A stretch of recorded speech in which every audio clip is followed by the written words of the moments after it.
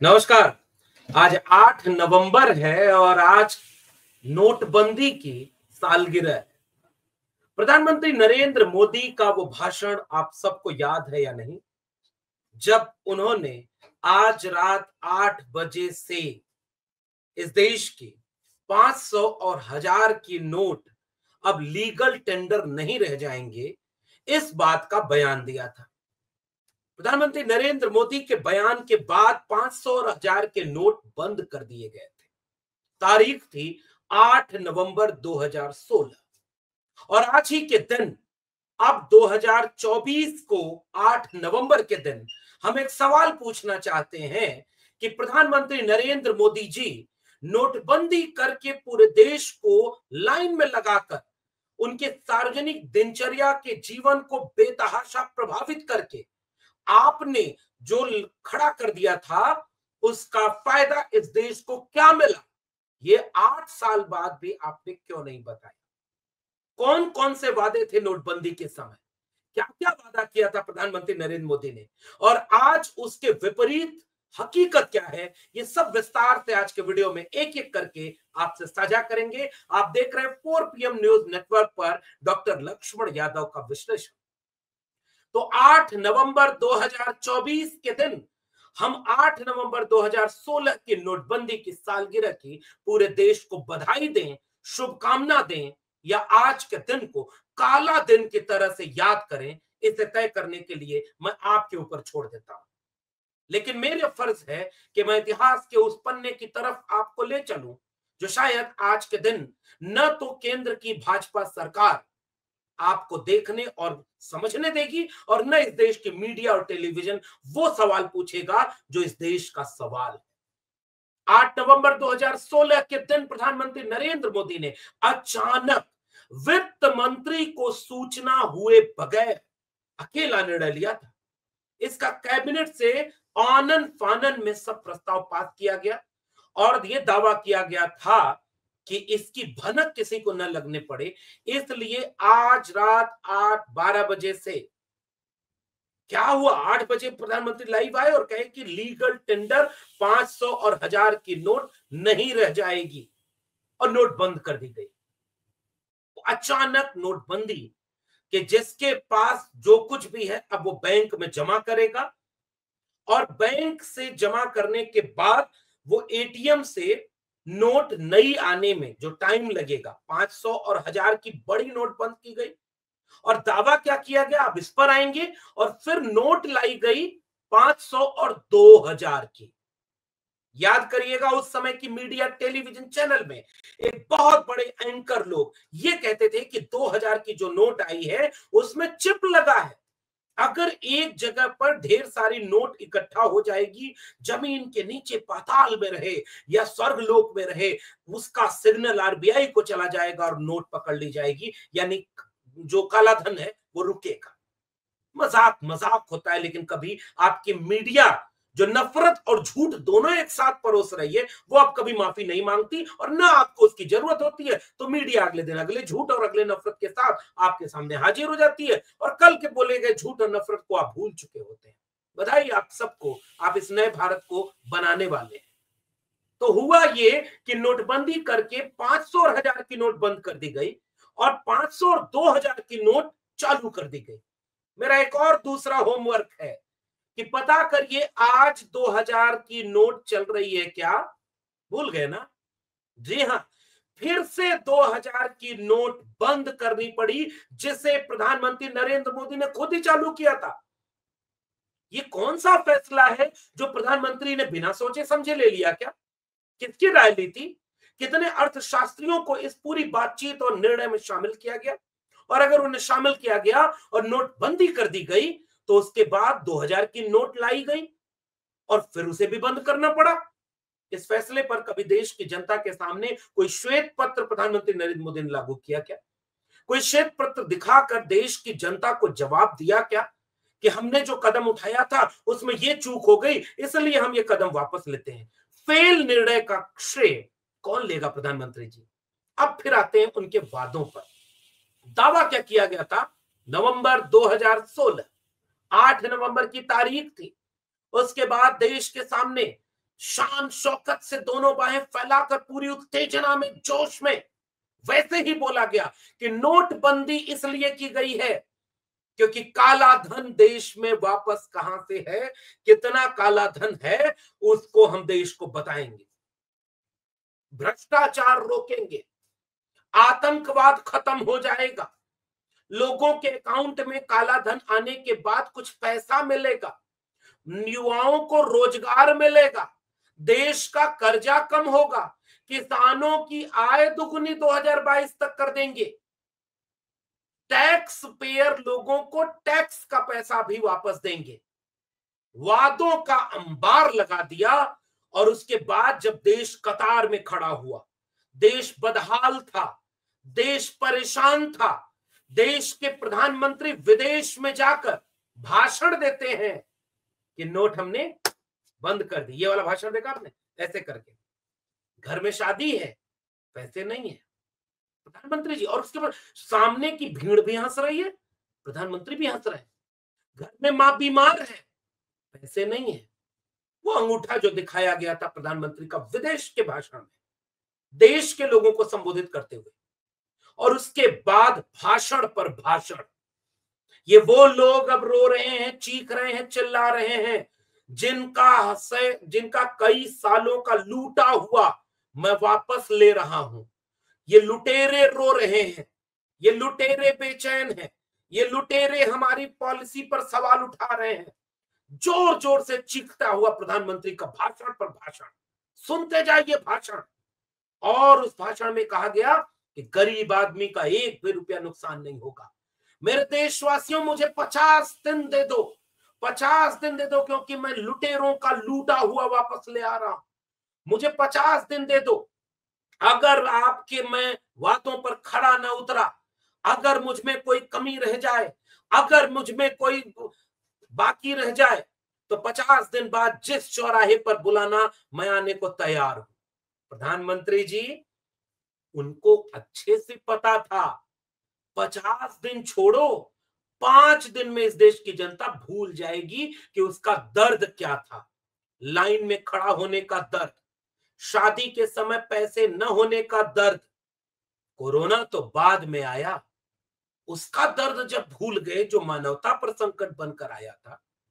उस समय के नफरत के समय लोग ये सोच रहे थे कि हॉस्पिटल बनाना चाहिए था इस देश को, जरूरत पर काम आता है, इंसान की जान बचाता है, वो भूल गया दर्द। तो नोटबंदी का दर्द तो वैसे ही भूल गए। इसलिए प्रधानमंत्री नरेंद्र मोदी ने जानबूझकर 50 दिन मांगे थे। न 50 दिन के बाद इस देश की जनता ने कोई संगठित सवाल उनसे पूछे, न प्रधानमंत्री ने उसके जवाब दिए। फिर क्या साबित हुआ? जुमला। थोड़ा और इतिहास में पीछे ले चलूं, तैयार हैं? कोई फर्क पड़ेगा इन सवालों से? पड़े ना पड़े, मेरी जिम्मेदारी है कि मैं थोड़ा और पीछे ले चलूं। चलिए थोड़ा पीछे की सैर करते हैं। साल 2012 और 13 का सफर कराता हूं। साल 2011 के बाद इस देश में भ्रष्टाचार के विरोध में आंदोलन खड़ा हुआ या साजिशन खड़ा किया गया था आरएसएस के द्वारा, ये शोध का विषय है सामान्य भारतीयों के लिए, क्योंकि वो तो आप ऐसे ही भूल चुके होंगे, जिसका नाम था अन्ना आंदोलन। अन्ना नहीं, ये आंधी है, देश का दूसरा गांधी है। इंडिया अगेंस्ट करप्शन, और करप्शन का आरोप लगाकर जिन नेताओं को जेल में भेजा गया, चाहे वो 2G का हो, 3G का हो, कोलगेट का हो, बाद के दिनों में सरकारों का फैसला आया कि ऐसा तो कोई घोटाला ही नहीं हुआ, और उन घोटालों के आरोप में पूरा देश सड़क पर था कि भ्रष्टाचार खत्म करना है। नेताओं की सरकार बन गई, भाजपा 2014 में सरकार बना ले गई, और जिन पर आरोप था सारे बरी हो गए, कोई जेल में आज की तारीख में नहीं। इतना बड़ा आंदोलन इस देश में हुआ क्यों था? फिर कैसे हो गया? और मीडिया ने कैसे उस आंदोलन को इस देश की सबसे बड़ी क्रांति के रूप में खड़ा कर दिया कि ये सब कुछ एक साजिश नहीं थी? और कहां है वो कैग का विनोद राय, जिसने ये रिपोर्ट दे दी थी कि देश में कई लाख करोड़ रुपए का घोटाला हो गया, और बाद में पता चला कि भारतीय जनता पार्टी की सरकार बनने के बाद वही विनोद राय उनके सहमति से किसी बड़ी मलाईदार पोस्ट पर नियुक्ति पा गया। इस देश को ऐसे मूर्ख बनाया जाता है। इसलिए देश में ये भाषण, पहला भाषण नंबर 1, नरेंद्र मोदी का भाषण नंबर 1 कि इस देश की पाई पाई विदेश में है, उसे हम ले आएंगे।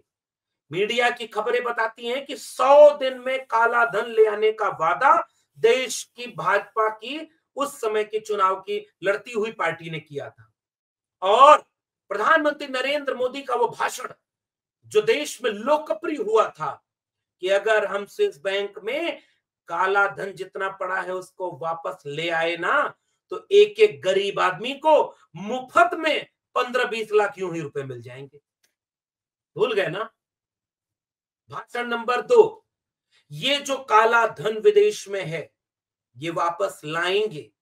नियम बदलना पड़ा तो नियम बदलेंगे, टास्क फोर्स बनानी पड़ी तो टास्क फोर्स बनाएंगे, देश को बताएंगे, देश की कमाई जो लूट कर ले गए लोग उसको वापस लाएंगे। टैक्स पेयर, भाषण नंबर 3, टैक्स पेयर जो है उनको कुछ हम एडवांस में पैसा बांट देंगे।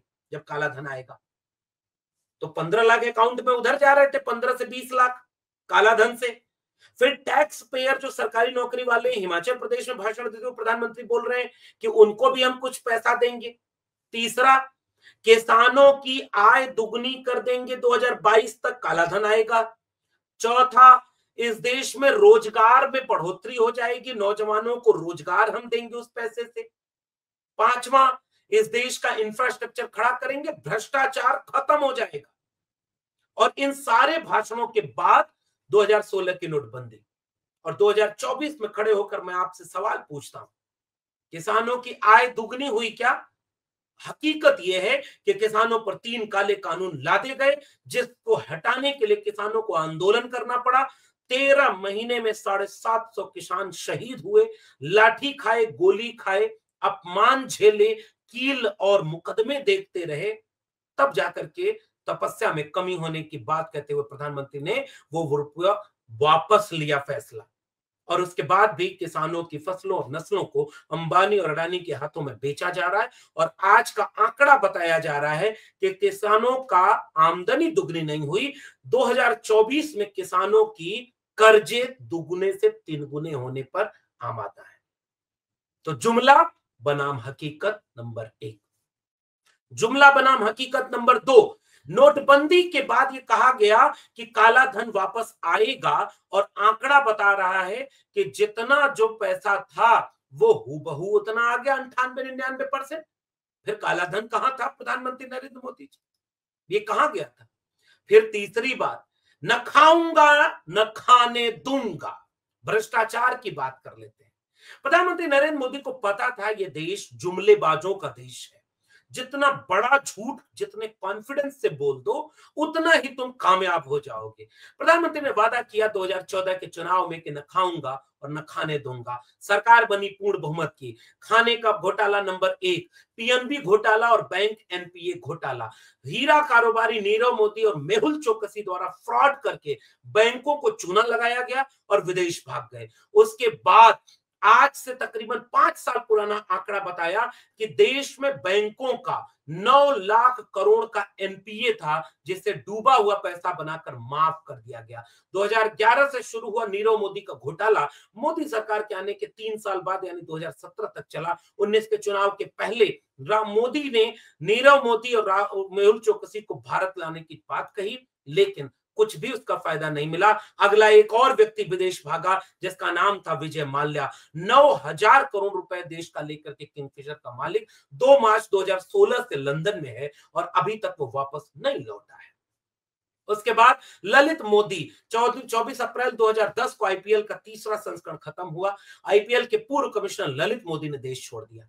वो लंदन में है और आज भी ललित मोदी के ऊपर बड़ी तादाद में ये पूरा आरोप लग रहा है कि वो मोदी सरकार से कैसे फायदा लिया हुआ है। ललित मोदी जो राजस्थान की सीएम वसुंधरा राजे से नजदीकी था और उसके वकीलों की टीम में सुषमा स्वराज की बेटी बांसुरी स्वराज थी जो आज की तारीख में बीजेपी की सांसद बन चुकी है। तो ये अगला घोटाला। जय शाह, गृह मंत्री अमित शाह का बेटा लेकिन परिवारवाद बिल्कुल नहीं है, क्योंकि ये अपनी काबिलियत से आया है। क्या फर्राटेदार अंग्रेजी बोलता है जय शाह, कितना अच्छा क्रिकेट खेलता है। सुनील गावस्कर, कपिल देव, सचिन तेंदुलकर और विराट कोहली सब पीछे हैं, सब ट्रेनिंग लेते हैं जय शाह से, उसकी इस काबिलियत से। बीसीसीआई का पहले चेयरमैन बना और उसके बाद वो आज की तारीख में आईसीसी का चेयरमैन है। लेकिन घोटाला क्या था?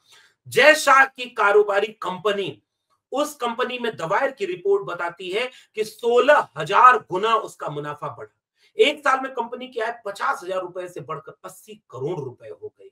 और इस तरह के तमाम आरोप आज भी मीडिया की खबरों में लगे हुए हैं। पीयूष गोयल के ऊपर आरोप लगा और उसके बाद जब बात 2024 तक आती है, तो आपको इलेक्टोरल बॉन्ड पता है कि नहीं? भ्रष्टाचार का आज तक इससे बड़ा सबूत मैं नहीं मिलेगा। कहां गया वो वादा प्रधानमंत्री नरेंद्र मोदी जी कि काला धन आएगा तो भ्रष्टाचार रुक जाएगा? नोटबंदी से भ्रष्टाचार रुका क्या? और नोटबंदी से अंततः देश की आम जनता को क्या फायदा मिला? इलेक्टोरल बॉन्ड की चंदा चोरी।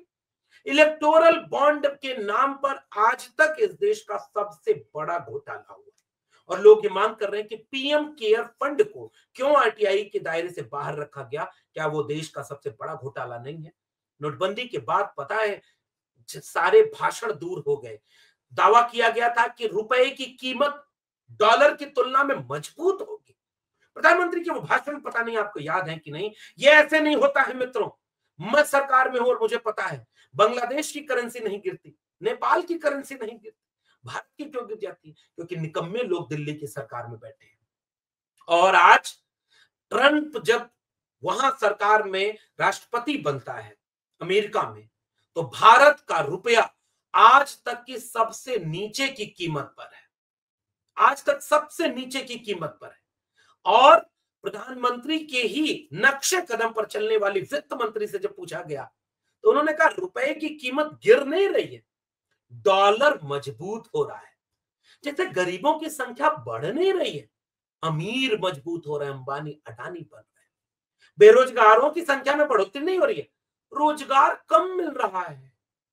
भूखे नंगे बीमार नहीं हो रहे, इलाज कम हो पा रहा है। 5 किलो अनाज 80 करोड़ लोगों को देना पड़ रहा है। ये दावों को आज 2024 में नोटबंदी की सालगिरह पर क्या हकीकत में जांचना परखना एक जागते हुए समाज के लिए जरूरी नहीं है कि रुपए की कीमत प्रधानमंत्री नरेंद्र मोदी की सरकार में आज अपने इतिहास के सबसे निम्नतम स्तर पर गिर गई? क्या हुआ नोटबंदी के बाद प्रधानमंत्री जी? इस देश के लोगों को क्या मिला? कतार में खड़े रहे, मरे, परेशान हुए और भूला नहीं है देश की आपने अपनी बूढ़ी मां, जो अब इस देश में, अब इस लोक में नहीं है, अपनी मां को भी कतार में खड़ा कर दिया था, क्योंकि आपको पता था कि इस देश कैसे भावनात्मक रूप से मूर्ख बनाया जा सकता है। कतार में जो देश था, भूले क्या? मनोज तिवारी आपका सांसद गाना गाता था, मजाक उड़ाता था कतार में खड़े लोगों का। क्योंकि देश भी ऐसा है कि कतार में जो खड़ा था वो भूल गया और नोटबंदी कामयाब हो गई। 50 दिन क्या, 8 साल बीत गए, अर्थव्यवस्था डूबती चली जा रही है। इस देश पर कर्जा कितने प्रतिशत बढ़ा प्रधानमंत्री जी? कहां 50,000 करोड़ रुपए से लेकर के आज इस देश का कर्जा कितना बढ़ा? और पता है 2021-22 में जो काला धन भारत आना था, आखिरी आंकड़ा देकर जा रहा हूं देश के नागरिकों, स्विस बैंक ने आंकड़ा बताया कि 50% से लेकर 300% तक 2020 से 2022 के बीच में काला धन बढ़ गया भारत से, जो वहां पर जमा किया जा रहा था। प्रधानमंत्री कौन है? जवाहरलाल नेहरू? नहीं ना, नरेंद्र मोदी देश के दूसरे बार जब प्रधानमंत्री थे, और वो भी कोरोना के समय। कोरोना के समय, नोटबंदी के बाद कोरोना आया और उसमें काला धन विदेश में बढ़ गया। बधाई हो देश के नागरिकों कि आपका काला धन विदेश में बढ़ गया है। और आपको क्या मिला? जुमला, घंटा। इसलिए ये सवाल अब देश में पूछा जा रहा है कि आज की तारीख में देश पर कर्जा कितना है। छोड़ दिया जा रहा हूं, क्योंकि इससे ज्यादा पता नहीं आप समझ भी पाएंगे या याद भी रहेगा कि भूल जाएंगे, क्योंकि आप भूलने के आदी हैं। और सरकार को पता है कि जुमला ही तो था। 14 में बोला 19 का चुनाव जीत गए, 19 में बोला 24 फिर जीत गए। जब सब चुनाव जीत ही जा रहे हैं, तो जैसे 2016 में नोटबंदी हुई, 17 में उत्तर प्रदेश का चुनाव जीत गए, तो उसके बाद मान लिया गया कि अगर चुनाव जीत गई कोई सरकार तो सारे फैसले सही हैं। तो बधाई देश के लोगों, ऐसे ही चुनाव जिताते रहो। और जाते जाते एक और आंकड़ा दे रहा हूं, 600 से 650 जिले इस देश में हैं। नोटबंदी के बाद भारतीय जनता पार्टी ने 800 करोड़ रुपए का कार्यालय केवल दिल्ली में ही नहीं बनाया। देश में आज की तारीख में जेपी नड्डा ने प्रेस कॉन्फ्रेंस करके बताया है, देश के हर जिले में 2 स्टार, 3 स्टार, 4 स्टार से लेकर 5 स्टार होटल की सुविधाओं के साथ भारतीय जनता पार्टी के कार्यालय देश के हर जिले में बना दिए गए। बधाई देश के लोगों, कतार में तुम लगे, बटे नहीं तो कटे कौन? पूछना सवाल, फुर्सत मिल जाए सांप्रदायिकता से, फुर्सत मिल जाए अंधभक्ति से, तो पूछना सवाल कि आज आपकी स्थिति कहां है। बधाई नोटबंदी के सालगिरह की। धन्यवाद।